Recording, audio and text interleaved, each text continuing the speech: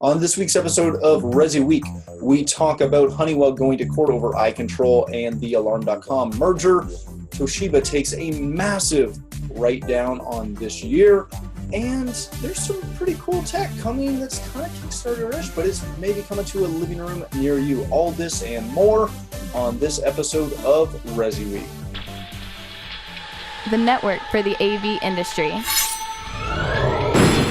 What are you listening to? This is AV. This is AVNation. This is AVNation.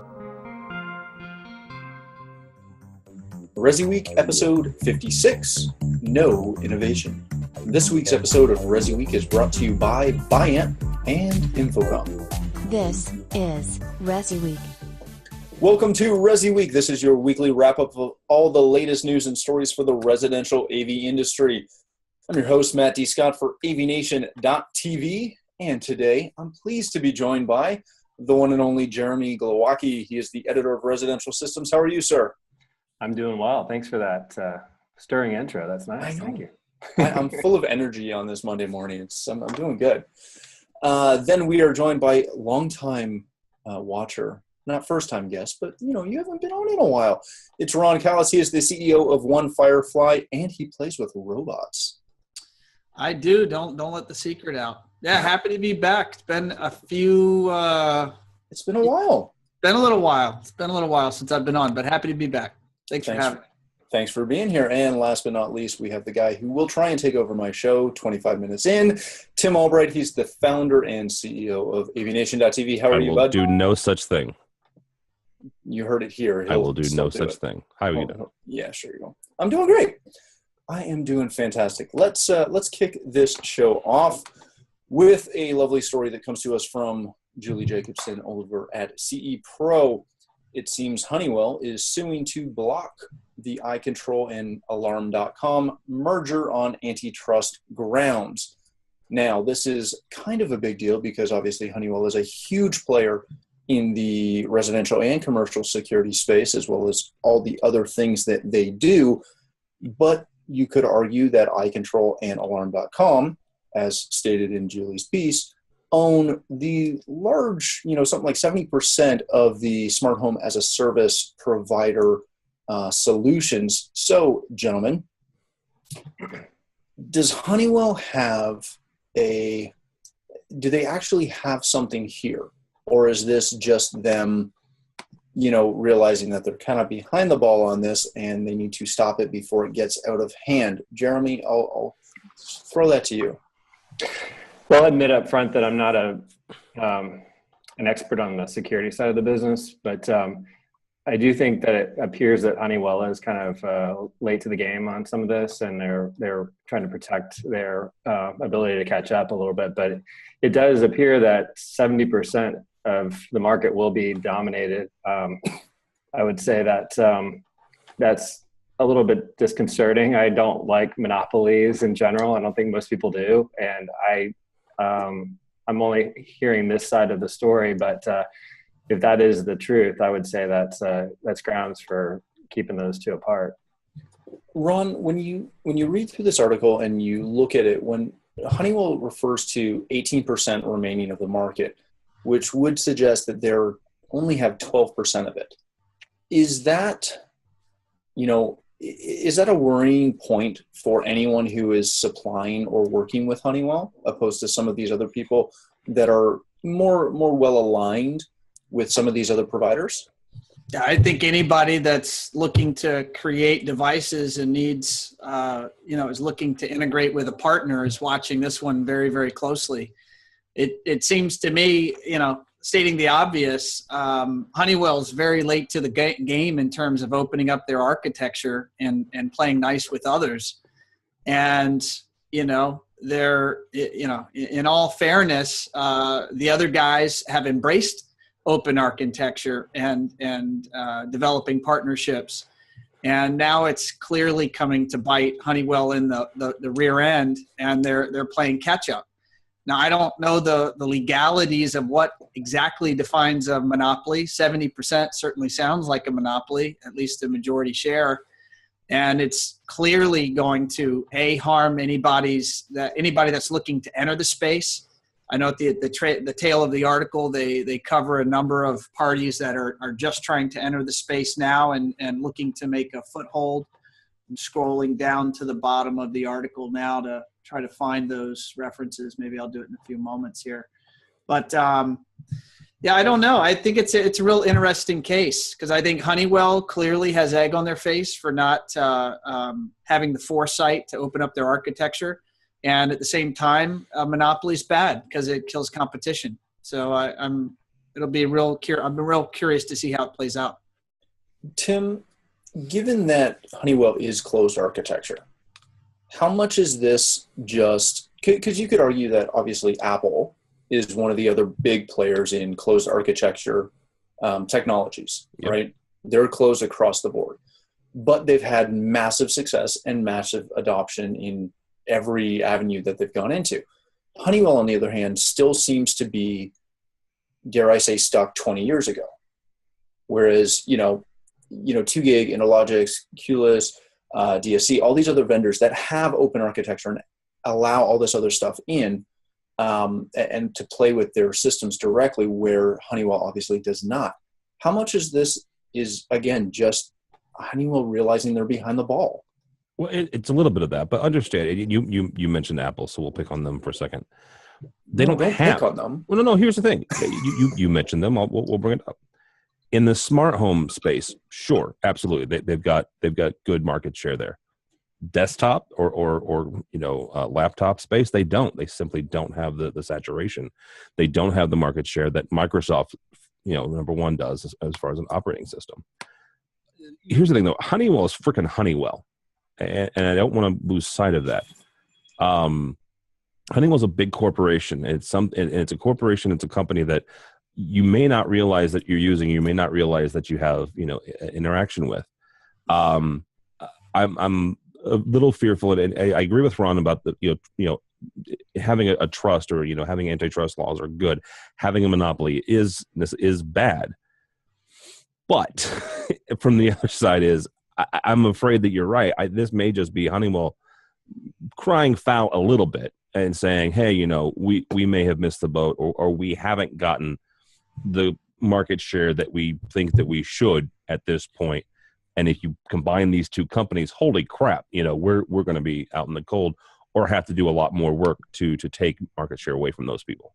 I love how the article references Honeywell's management stepping in and saying, guys, we were going to be launching an open. We were investigating, strongly looking at going open architecture. We're this close. If you guys not join, this now close, you're going to kill our guys. ability to do that for this thing we don't have yet, but we could have it. I'm like, come on. We'll be there in This minutes. thing we don't have yet. It's almost shipping, I promise. Yeah, Next it's quarter. almost shipping. I swear. And if these guys merge, we're out. We're not going to do that thing we haven't done yet, but we could do. I think the thing that is so comical to me is the fact that Honeywell's alarm business is, again, in the circles that we run, it's a big deal. But for Honeywell corporate, their alarm business is such a minor part of their actual business, realizing that they're losing space is bad. But for their overall bottom line, I don't think it matters. I don't know those numbers. But that sounds like that would be a good. That certainly makes sense. It's off the top of my head, but it's significantly less than 50%. The thing that I would caution is what we need in this industry is continued innovation. And Alarm.com and iControl have innovated, and they've been working aggressively to buy market share, earn market share, and grow. Whereas if you look at the UIs and you look at the nature of the ecosystem that Honeywell operates in, it seems like they've been milking the system that they've had in place for a long time, while the marketplace is changing.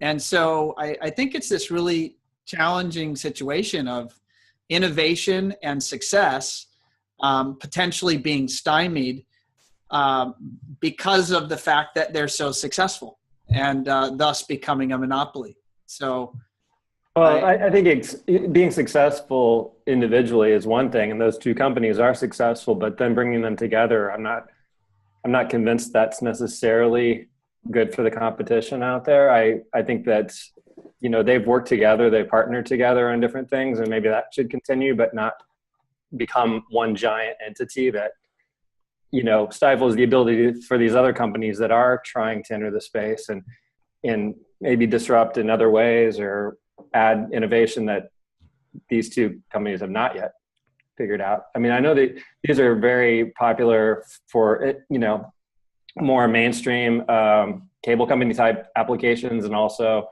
from the alarm.com side on the custom channel. But, if that becomes your only answer, it's pretty limited. Not that they can't do a great job, but you like competition, Competition is good.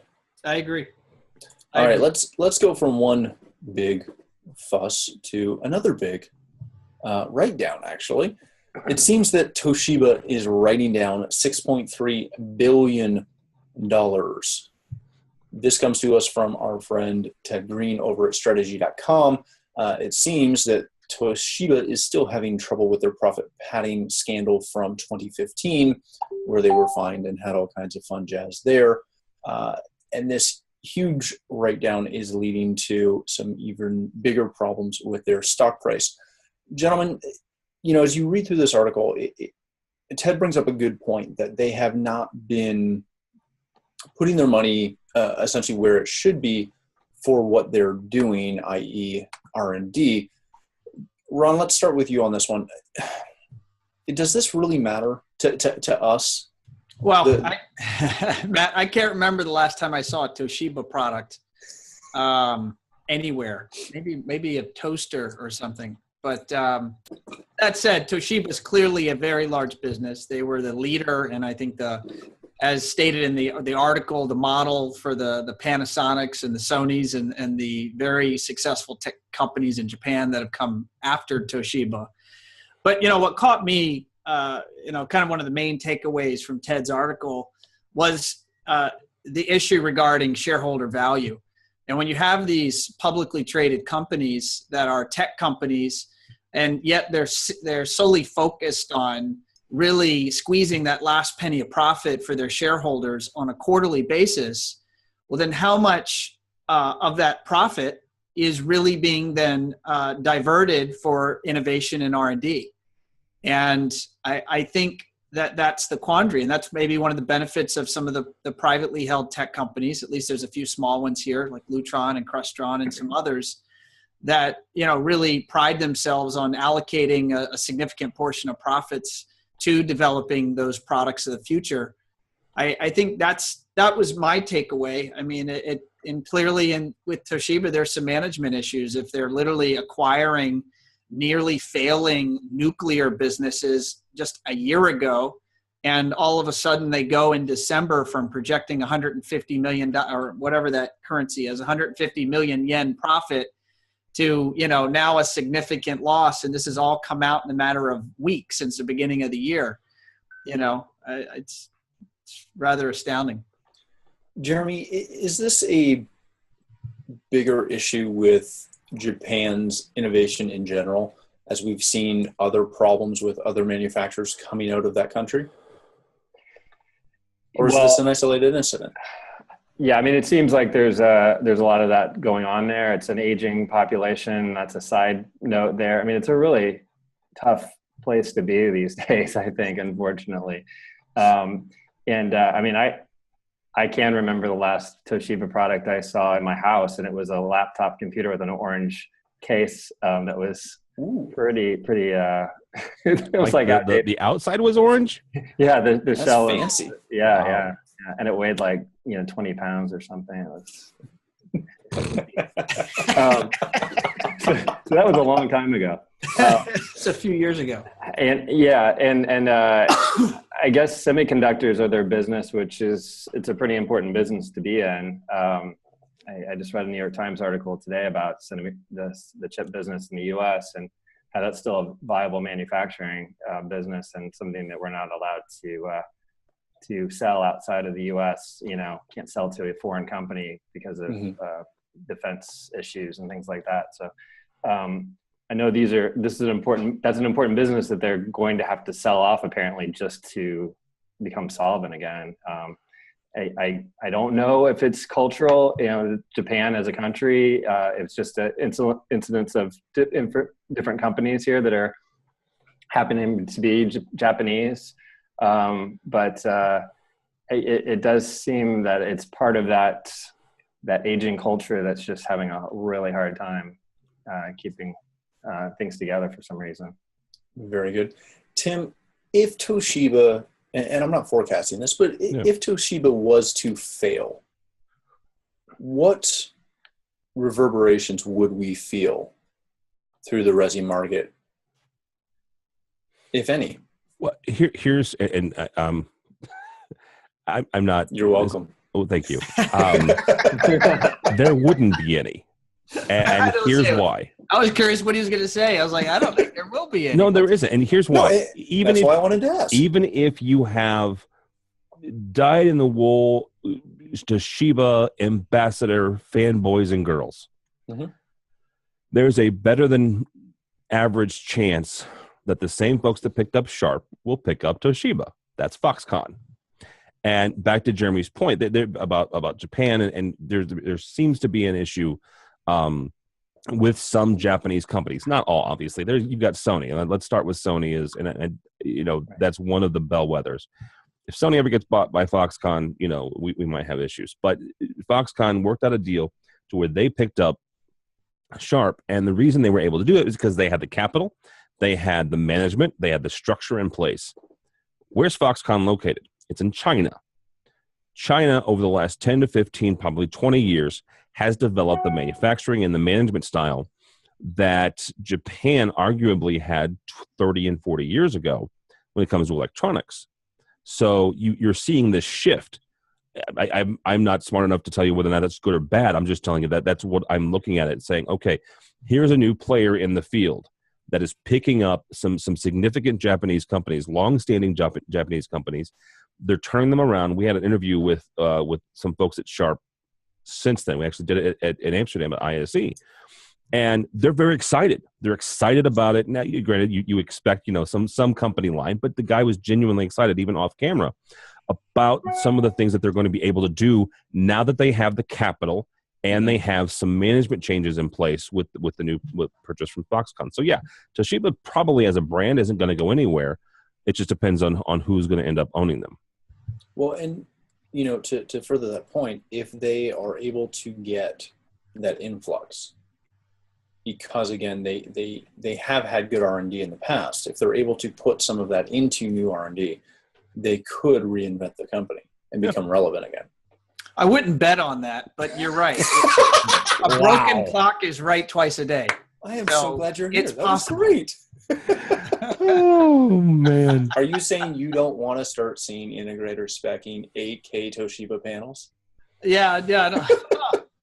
I guess I'll answer it a different way. I don't care. Whatever the best product that makes the dealers the most money, that's reliable, then that's what I'd want to see them speccing. Yeah. Hey, did you guys do a deep dive on Toshiba and see that they had come up with their own flat panel TV technology that was called SID, I believe, or something like that? Yeah, that was a couple of years ago, was it not? A while ago, LCD basically knocked them out. Yeah. Yes. But yeah, that was that flew under the radar for me. I was. I mean, if you look in this article, Ted posted their P&L. I mean, holy cow! For the last 10 years, it looks miserable. Oh yeah. And if you're a bank loaning these guys money, I mean, you got to have insurance on that loan or something. I mean, it just doesn't seem like the smartest place to put your money. And if you notice as well, there are underpinnings from the Japanese government on it, which is not always encouraging. Right, it's probably backed by the government just to keep them afloat. Hang on for a second. That's exactly what the government tried to do with Sharp, though, too. Yeah, it's not necessarily a bad thing. Not necessarily a bad thing. The U.S. government bailed out the American auto companies, and they survived and are thriving. So it can work. except Pontiac and a Scion, not Scion, but what was the Saturn went under. They had to close Saturn. No, hang on for a second. They had the government had the companies that they bailed out had to close. They had to shutter Saturn.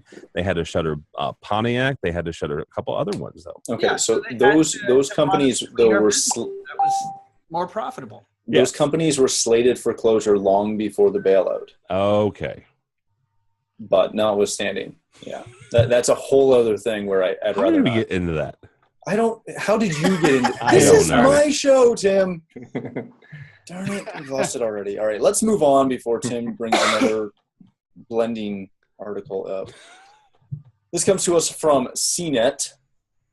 There we go. Cavio? I'm not sure how to pronounce this. I watched the video and I still can't remember how to pronounce it. But anyways, Cavio is a product that is going to knit together your TV devices, your streaming, and voice control for supposed $399 US specifically. It is a device that has essentially 8 HDMI ins, as well as some USBs, and a custom remote that are going to work all together within, with some voice control to allow you to control all of your technology. Now, this is something that we've kind of seen this type of thing before, an all-in-one product that's supposed to put everything together and make it easy to work. Is this more than just a, dare I say, a Kickstarter pipe dream at this point? Ron? It strikes me as a Kickstarter pipe dream that we won't be talking about a year or two from now. But it is cool. It is cool. Something that I would use. I mean, I could see the idea of being able to go to your favorite media delivery channel and have it automatically know what device. So some very simple logic programming. I mean, I would say I'm probably the demographic that would buy this. I don't have the money or the desire to have a fancy control system in my house. Been there, done that, hated it. I'd rather something simple that me, the technophobe, could use and my wife could use. And if she wants something changed, I could probably make it happen relatively quickly, which would be good for everyone. And this seems like that type of device. So for kind of the person that has a bunch of devices and you have, you listen to your Netflix or you listen to Hulu or watch Hulu or whatever that is, or your Chromecast, it sounds like based on the article and the video, it would automatically select which of those portals to access your favorite media, I don't even know what to call it, content delivery source. That seems neat. And I must say that's the one thing that caught me that I got excited about was supposedly that's not even done via programming. It's learning. So it has to be configured unless it has some AI. I don't know. Let's put it this way. It's not even available yet. So that video could show us whatever. Been there, done that. Oh yeah, it'll scratch your back if you think about it. Ooh. So I thought I was a pessimist, and then I sat. Then you went Ron. Yeah. This is it's refreshing though, Ron. Thank you. I was looking at this thing going, wow, this would be amazing, and it would just suck for the industry. But then I go back to nothing ever works as it's presented, and DIY never is that easy for your average consumer, even if your average consumer is like a little higher end because they're $400, But I just couldn't see it being this simple. And you're just saying 8 HDMIs is kind of like not going to work, because that's HDMI. Short distance, the whole thing is fine. But I just think that there's got to be programming involved. There can't be just auto configure. I mean, how would it know? At some point, you're going to go to some device and you're going to pull up your Netflix. And so I do get it. There could be an algorithm that sees that if you do that a few times, just like your Nest learning thermostat, you go to that temperature at that time of day, it's going to establish a pattern. And there's probably some reset on this thing where it'll go back to 0, and then you could go back and reestablish the patterns. So I could get it that it could learn that pattern. That said, there's got to be a way that you could override it. So Right. there's some configurator. There would have to be. I'm assuming you would access it maybe from your PC, maybe connect to it via Wi-Fi and run a little app or go to its webpage, and then you'd be able to configure it and tell it what you want to do. But so that's neat. But that, I don't know, man. I'm so numb to seeing new technology gadgets, as I know all of you guys. The likelihood we'll be talking about a year from now is probably, it's like 0.001%. Okay, so here's where I will disagree with both Ron and Jeremy. Can you bring something positive to the light? Well, no, here's the thing. This is a really nice video. I don't know that you guys know the last several years have dated me so much. I normally surprise. Like, I love to just rag on CNET for doing puff pieces, but man, you guys killed it for me. Okay, so hang on. So I will reference a guy that we've had on. Jeremy and I both saw this at CEDIA. I'm not saying that. So the name of the company is Josh.ai.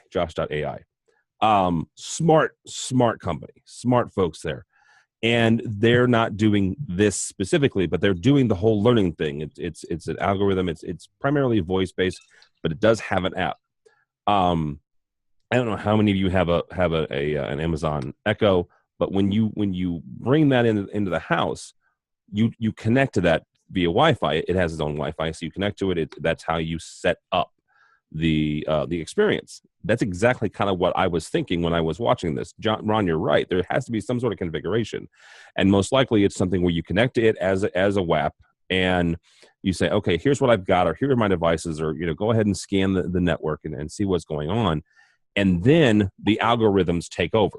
So the one thing that I'm watching over the last probably 3 or 4 years now are folks from a control standpoint that are smarter than a lot of folks in our industry as the establishment, right? And we all know who the established control players are, but you've got these Silicon Valley folks who are developing stuff in their garage like they always do in Silicon Valley, and they are attacking this quote unquote problem of control in the home. These are folks that are used to solving problems through computers, are used to solving problems through algorithms. And I'm not saying that this specific product, but I can see something like it using some smart people who either on a lark or because they see a genuine business proposition, a business chance here, to come out with something that does exactly like this and has a really good chance of creating a learned control system. When it does, a bunch of folks that are we all have friends in those companies may very well be in trouble. Well, and keep in mind that the guys behind this, Andrew and Nadia, I'm probably butchering that, but he's from Jawbone Sling Media, which is important in Dish as well as Xbox, and each from Herman. These are smart guys that play in this AI space. It's not too far-fetched. Like when we think of the traditional, AVR and how it functions and how it works, yeah, this thing seems really far-fetched. But when you think of Amazon, just as you mentioned, Tim, and things such as that, it's got a lot of legs. You're saying it has horsepower in terms of intelligence and experience. Yeah. Did you not get the legs statement? No, I got. Is that a Canadian reference? Nope. What I didn't hear referenced in the article, and I didn't necessarily hear something that would strike me as patentable, and so I didn't hear. Did I miss that? Was there anything that seemed patented or protected in what they were doing here? No, they're going to make it, and someone's going to knock it off for. I'm saying so. I think what they're putting out is an innovative idea. I can tell you that premise of you wanting to view your content from certain devices and then having it auto remember that. I don't know that I've heard that before. Maybe I've missed it. And so that seems like a takeaway. And I could see that being implemented in a plethora of different devices into the future. That strikes me as a very good idea. Also, I would comment, it is a beautiful piece. Oh, yeah. It looks good. It looks like somebody from Harman made it. I wouldn't mind having in my living room. It's cool looking. Well, and it hits that concept of, and again, there's not enough information for what we as integrators care about. But it looks like it would fit really nicely into that small living room application where you're not looking for surround sound. You're just looking for something that quasi works. It's a cluster right now. My living room is an example. I mean, you got to pull out the remote for this and the remote for that. You should call an integrator. Well, I should, but do you know any? I'm in this weird gray period. You don't want to talk to me about that. I love integrators. I represent them. I do their marketing. But there's this. All right, I'm going to put it out there. There's this price point where you can either afford to get all the care and attention and service you want and need. And then there's this point where you're willing to be a do-it-yourselfer inventor. And I'm in neither of those places. I'm in this middle place where I want the shit to work and I want to put in the least amount of effort necessary, and I don't want it to cost a fortune. This seems like a product in that niche. And so it does strike my interest for that reason. But yeah, I get it. An integrator could take care of my problems, but then I'd have to call him when I want something changed. Well, if you want to be that get guy. the code. You get the code, and you move on from there. And you just steal the code from them, and you don't and steal it. download a bootleg copy of automation. So yeah, let's promote. Let's that not have that on conversation. That'll be a different podcast. It's been several, Ron. Sounds great for the Resi show. Yeah, in support. All right, guys, let's cut it there before we get into too much trouble. Thanks, y'all, for being here. That was a very informative show. Jeremy, where can people connect with you? On Twitter at ResiSys or via our website, residentialsystems.com. Very good. Ron, thanks again for gracing us with your presence and vast intellect. That's the worst time for me to take a breath. Podcast host and comedian. No, don't, no. All right, where can people connect with you, Ron? The best place is go to my company website, OneFirefly.com. There's a link to all our social channels there. I also can be emailed, ron@onefirefly.com. But I don't Twitter. I'm not Twitter certified, so don't try to find me on the Twitterverse. But just go to my corporate website and you can find me there. Perfect. Very good. Tim, where can people connect with you? Here, AVNation. If you want, I do the Twitter. It's TD Albright, Tim David Albright on the Twitters. I think the official term is I do the Twitters. Okay. I do the Twitters. Yes. All right. Well, thank you again, all three of you, for joining us. For myself, if you'd like to connect with me, you can find me on Twitter at Matt D. Scott and pretty much every other social channel under that tag. But more importantly, please stop by AVNation.tv. You'll find this show as well as a wide variety of other shows. When you do stop by the site, please take a moment to check out our underwriters. They support us, and we are extremely thankful for their support, and we ask that you support them as well. Thanks again for joining us. That's all the time we have for this week's episode of ResiWeek.